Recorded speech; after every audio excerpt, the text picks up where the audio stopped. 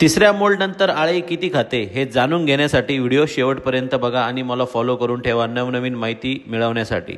जय श्रीराम मित्रांनो, मी आहे ऋषी आव्हाड। तर आपली आळी आज मोल्डवरनं उठलेली आहे मित्रांनो, बघू शकता। तर आपण त्याच्यावर विजेता पावडर मारून घेणारे आहे, तीच विटकरी विजेता। तर बघू शकता त्यांनी हालचाल सुरू केली आहे मित्रांनो। तसेच आपण विजेता पावडर त्यांच्यावर फडकायला सुरुवात केली आहे। तर विजेता पावडर मारल्यानंतर ते पूर्ण जागे होऊन पाला खायला सुरुवात करतीलच। तर विजेता पावडर मारण्याची ही 2-3 पद्धत आहे। आपण चाळणीने मारतो, हाताने मारतो किंवा फडक्यामध्ये घेऊनही मारता येते। तर विजेता पावडर ही आळीला जागे करण्यासाठी असते। तर बघू शकता मित्रांनो, आळ्यांची हालचाल सुरू झालेली आहे आणि आपण पाला आणायला जाणार आहे आता मित्रांनो। पाला घेऊन आल्यानंतर त्यांना टाकल्यानंतर बघणार तुम्ही की पाला त्या कशा फटाफट खाता।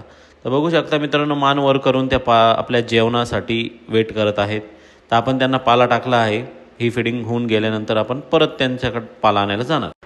आळी मान वरती करून जेवण बोलत आहे मित्रांनो, बघू शकता आळीची जी हालचाल आहे मान वरती करून ती हालचाल आहे की वेटर ऑर्डर घेऊन या। तर आपण मित्रांनो विजेता पावडर मारल्यानंतर ही हालचाल आहे। तर मी परत विजेता पावडर कशी मारायची ही पद्धत दाखवतो व्हिडिओमध्ये। का तर मित्रांनो, कुणाला काही क्वेरीज असेल तर मला कॉल येता, मी अटेम्प्ट करू शकत नाही, त्यामुळे मी तुम्हाला परत दाखवतोय। तर मित्रांनो आपण टाकून घेतलाय पाला। तर बघू शकता त्यांनी सुरुवात करून दिली पाला खायला। तर मित्रांनो आता ह्या सलग 8 दिवस खाणार, म्हणजे 14 किंवा 16 फिडिंग खाणार। मी तुम्हाला व्हिडिओमध्ये दाखवलं 14 फिडिंग म्हणजे सकाळी एक आणि संध्याकाळचे एक असे 2 फिडिंग। तर ह्या आळ्या खाणार 6 ते 7 दिवस। तर मित्रांनो मी तशी अपडेट देतच राहील।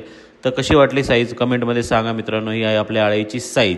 आळी तुम्हाला ठीक वाटते मित्रांनो, बघू शकता तो मोठी मोठी झालेली साईज। तर त्या आपण थोडं आणखी झूम करून दाखवू की आळीचे स्ट्रक्चर काय असतं मित्रांनो। बघू शकता त्यांना एकदम बारीक बारीक दात आहे।